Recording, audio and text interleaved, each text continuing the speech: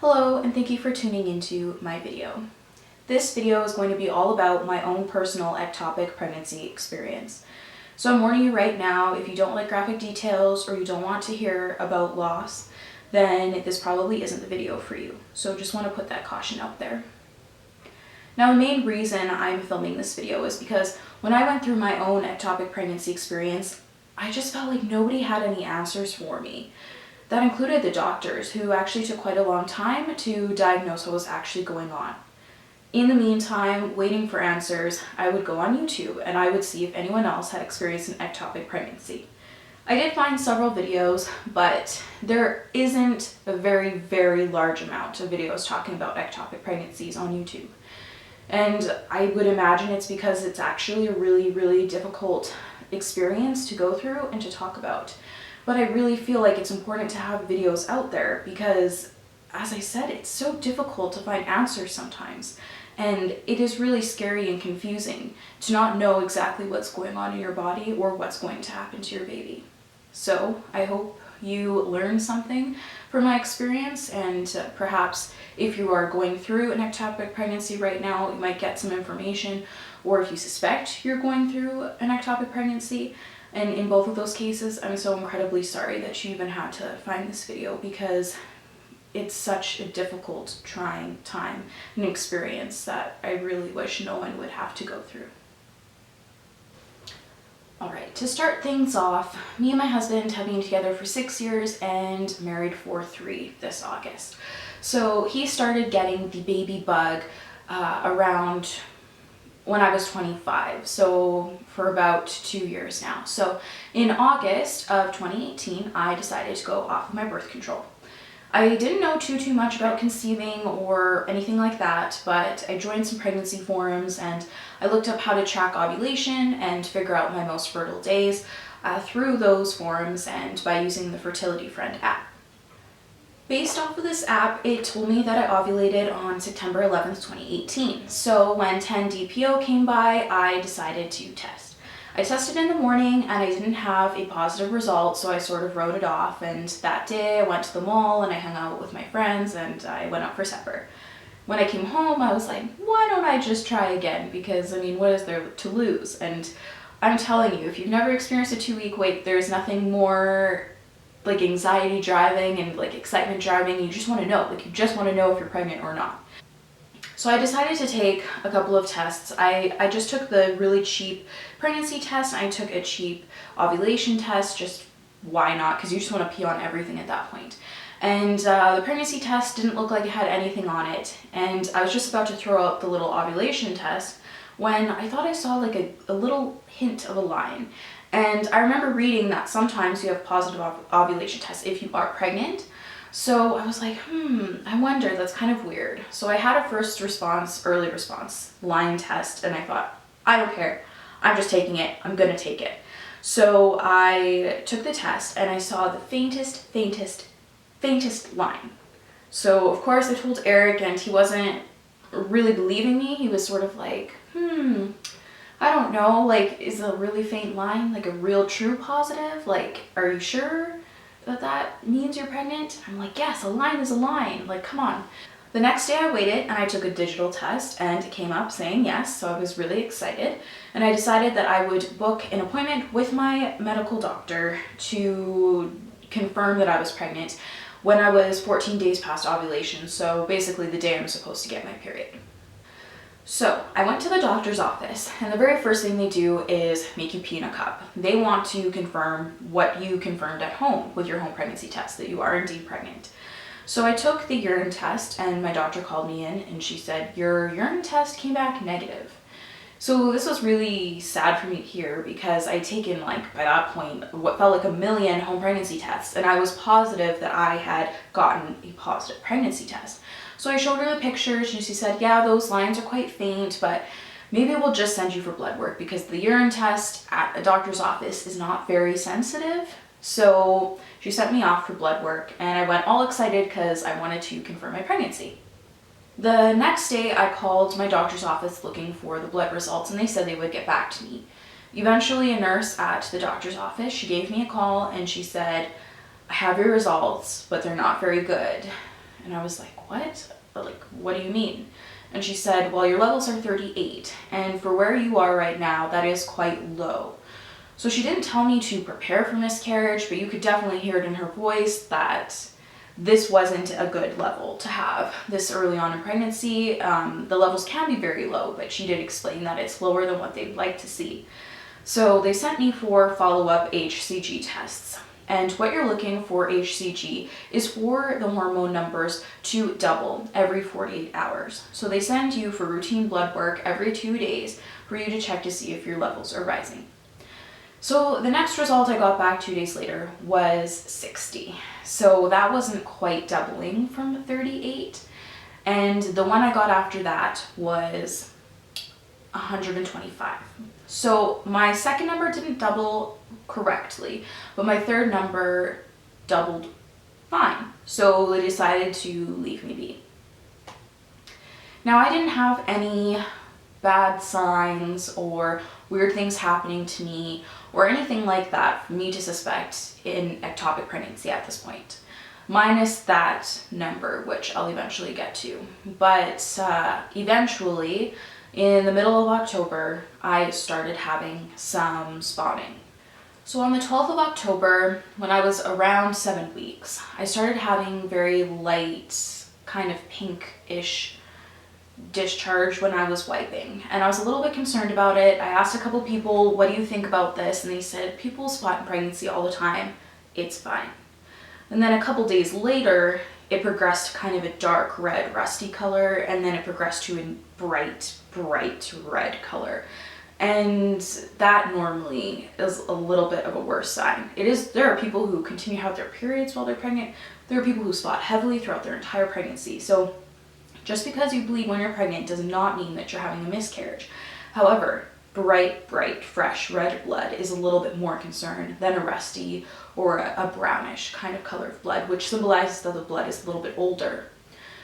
So I was concerned at this point, so I called the doctor and I said, can I move my 8-week ultrasound to more like 7 weeks plus 1, 2, or 3 days because I'm experiencing some bleeding? And they said, of course.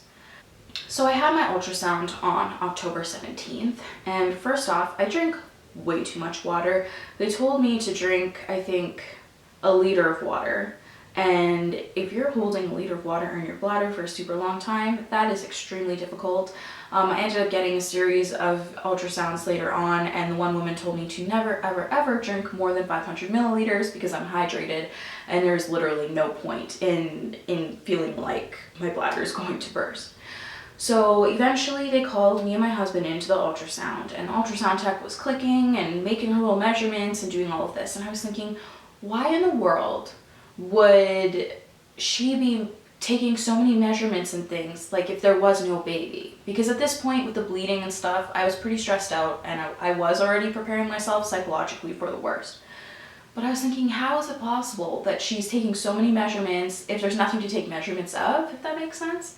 So I tried to ask her, like, is there even a baby in there? But of course she was like, I can't tell you anything. Like, the doctor has to tell you that. So eventually she left and the doctor came in, and he was extremely point blank with us. He straight up said, look, there's nothing viable in your uterus whatsoever. You do not have a baby in your uterus. You do not have a sac. You do not have a fetal pole. You do not have an egg yolk. You literally have blood, clots, and hemorrhaging. Your entire uterus is just filled with blood and clots and hemorrhaging. So I was like, wow, okay, that's kind of a lot to take in. And he said it very nonchalantly. He's like, look, 1 in 4 pregnancies end in miscarriage. This is very common. You guys are done. Try again. So I understand that this is, you know, his job day in and day out, and he literally tells 1 in 4 couples a day that they've lost their baby, but he did not really say this in a very sensitive way. So we went back to the car, and I called my doctor and my mom and I let people know what was happening, and they told me I had to go to the hospital to get my Rh shot because I'm A negative and I believe my husband is O positive. So they just want to make sure that in my next pregnancy the antibodies don't attack each other. So on the way to the hospital I was thinking, isn't it so weird that I don't have a sac in my uterus, because at that point I had lightly bled, but I hadn't lost anything from the pregnancy. Like I hadn't lost any tissue or passed any clots. So I figured if I was having my miscarriage, then surely at the beginning of it, like there should have been some proof that I was pregnant, especially at 7 weeks. So I thought that was really weird, but nothing really came from it. So we went and checked into the emergency room, and long story short, it took 1,000,000 hours to get my RH shot, which was really unfortunate because I was full-fledged miscarrying at that point, and I was forced to sit in the hospital for hours and hours and hours for them to just get the results of my blood test back. And I had a really young male doctor who asked me if I wanted my baby or not. And I feel like that's a horrible question to ask. It's sort of like, it's a really personal question, and you don't know the circumstances of how that person got pregnant. It's sort of like a Pandora's box. Like, do you want to open that? Like, what are you going to do with that information once you ask somebody a question like that? So I told him, yes, I wanted the baby, which I don't know what difference that made for him, knowing that information. Eventually, they actually sent me home and made me come back later when they finally had the RH shot and everything ready. So they gave me that injection and sent me on my way, which I should mention, they did not refer me to the early loss clinic, didn't give me any information about miscarriage or any psychological help or support or resources at that time, which is incredibly unfortunate because I know now they really should have given me that information. So on October 24th, I started having really bad pain. It felt honestly like appendicitis. It was like my intestines hurt, my uterus hurt, my fallopian tubes hurt, my rectal area hurt. I just felt like all of my organs in that lower part of my body were just like contracting, or like, it felt like appendicitis. I've never had appendicitis, but it was very sharp, acute pain, like in my organs. And it lasted about 20 minutes, and I thought, okay, maybe it's just a fluke. Maybe I just ate something bad.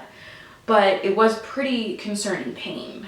So then the next day, I went to work, and the pain came back, and it was so horrible. It almost feels like extreme constipation, like you have to go to the washroom to try and feel better or something. It's like your organs are just under so much stress, but like nothing makes them feel better. And I would feel these pains for randomly like 20 minutes at a time, and they were nearly unbearable. So I left work and I went to the hospital, and they decided they were going to check me for remains of miscarriage, because sometimes not everything gets expelled and something can remain in the uterus and continue to cause you issues. So they put me as an inpatient in the hospital, and they did a bunch of tests.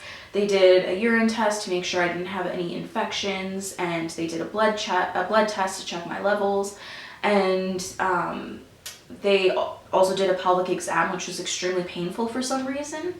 And then they told me, Kate, you need to get an ultrasound done, and we don't have anyone here today, so you'll have to come back tomorrow. So I said, okay, I'll come back tomorrow. So on October 26th, I went and got an ultrasound at the hospital, and the doctor really gave me a very short summary of what was going on. She basically said, your uterus is clear, you don't have anything remaining. You may or may not have like a cyst or a fibroid somewhere near your ovaries, but it's really hard to tell.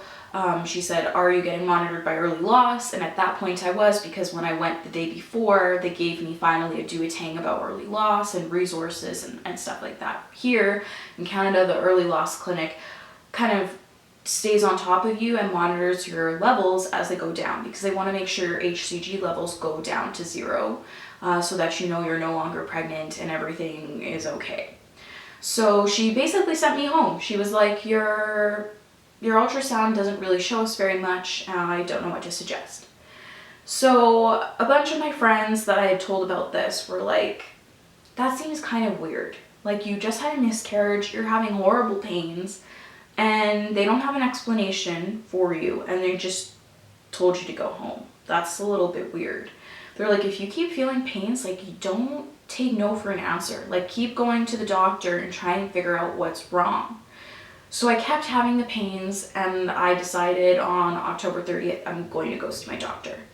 So I went to my family doctor, I spoke to her, and she kind of pushed around on my abdomen, and it was tender.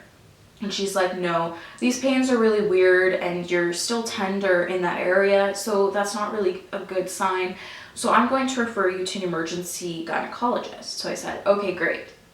So later that same day, I got a call from the emergency gynecologist, which was way faster than I expected. And she said, yes, you need to go to the west end of the city and see her in the emergency room and talk about things.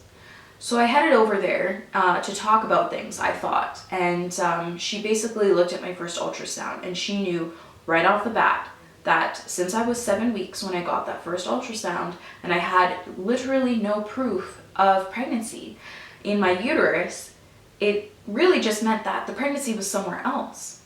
And I had never thought about that. I mean, on the forums and the pregnancy boards that I was on, people would talk about ectopic pregnancies, but I didn't really ever think of it as like a reality for me or something that was like really going to happen to me.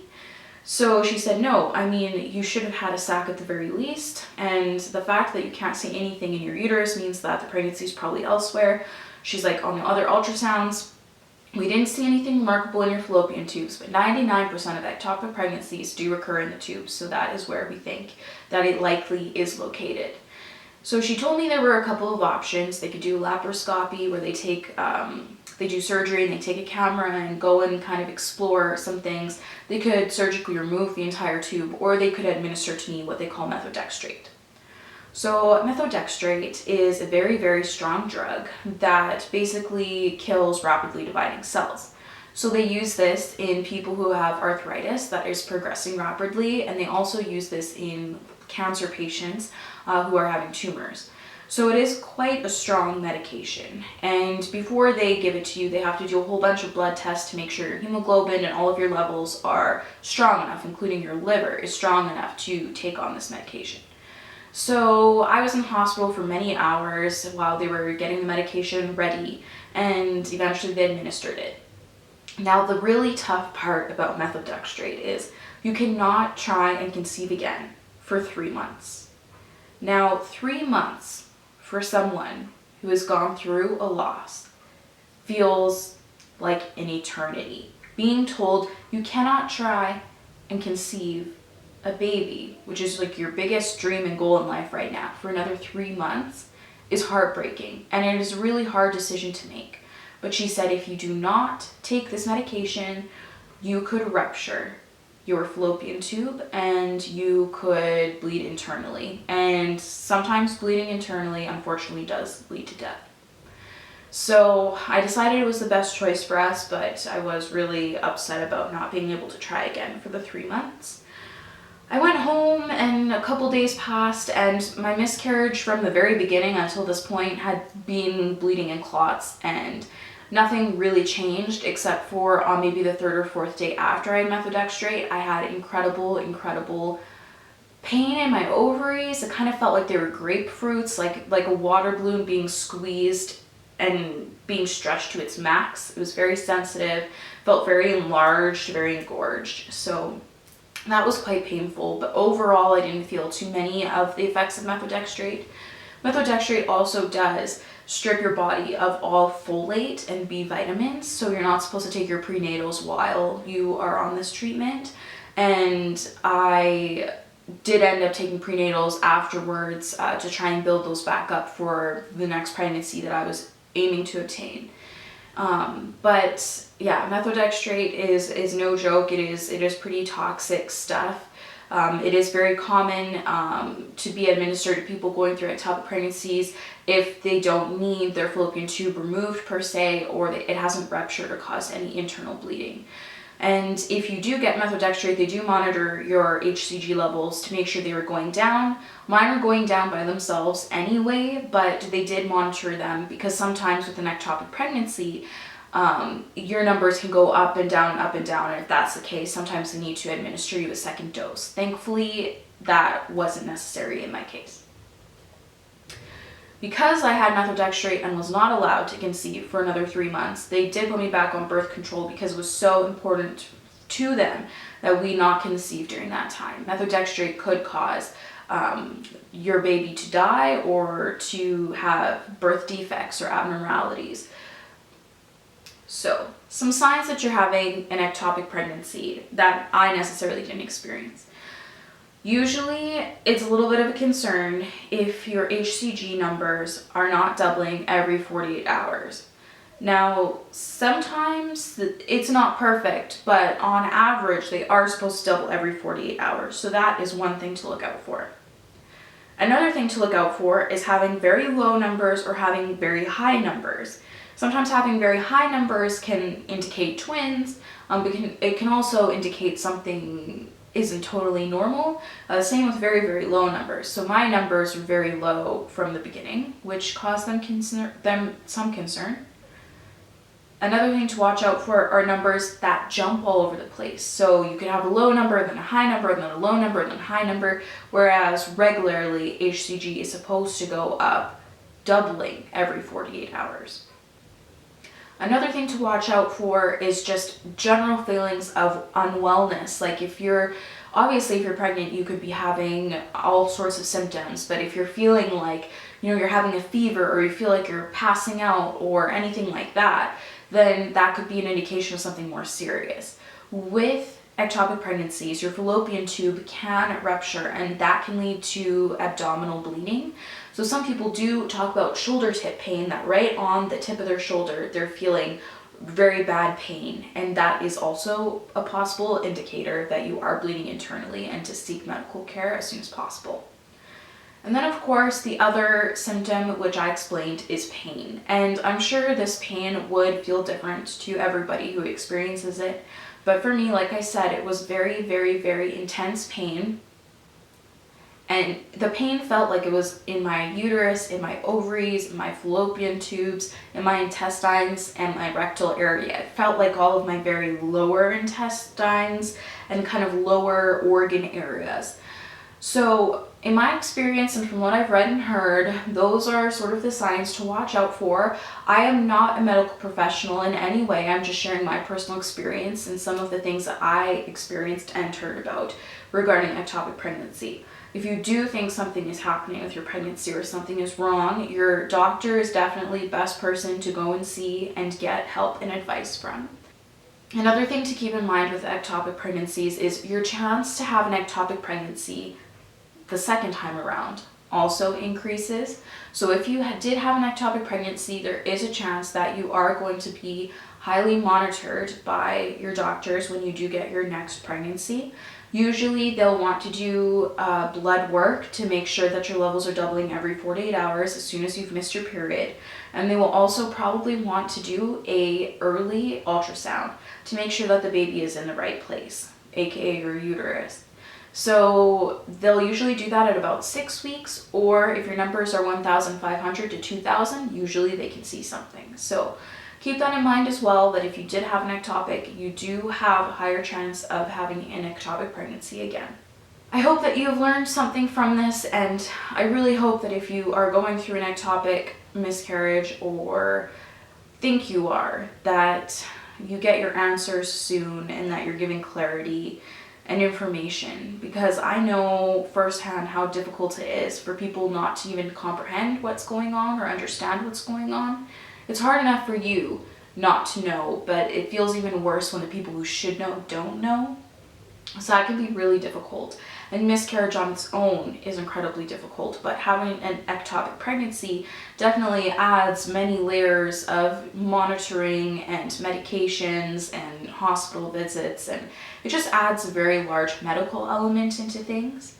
So I really hope that if you're going through something like this, that it resolves itself and that you find peace and answers. Again, thank you so much for watching this video, and I hope you learned something.